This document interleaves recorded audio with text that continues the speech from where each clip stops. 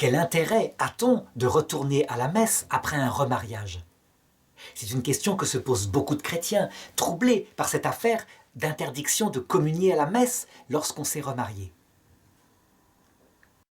S'ils se posent cette question, c'est parce que parfois, ils ont le sens excessif et pas bien placé de ce que c'est que la communion eucharistique. Ça veut dire qu'ils la prennent comme le tout, et s'il n'y a plus communion eucharistique, ils sont simplement excommuniés. Marthe Robin, la stigmatisée de Châteauneuf-de-Gallorre, morte dans les années 80, disait « Si on me demandait de choisir entre la communion eucharistique et l'oraison du cœur, qu'est-ce que je choisirais ?» Et elle répondait « Je choisirais certainement l'oraison du cœur. » La communion eucharistique, c'est un acte où Dieu se donne de l'extérieur pour venir devant le public souvent, dans notre cœur. Et donc, on peut très bien rester en état de péché mortel longtemps et pourtant communier, parce qu'on communie pour d'autres raisons que l'amour de Dieu.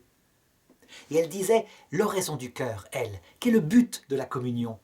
Il est très difficile de pratiquer cette oraison, donc de prier le Seigneur, de lui dire qu'on l'aime, de le fréquenter dans le cœur à cœur, et de rester longtemps en état de péché mortel, puisqu'on l'aime. Eh bien, en fait, les divorcés remariés sont invités à venir à la messe, parce que ils vont vivre devant les autres de ce qui est l'essentiel que donne la messe, la communion du cœur.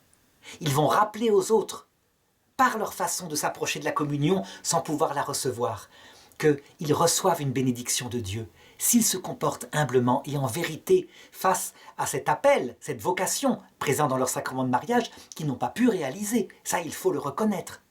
Ils sont donc vrais et humbles devant Dieu. Alors, leur messe a tout son sens. Ils communient véritablement. Et le Seigneur part avec eux, dans leur cœur, il l'emmène.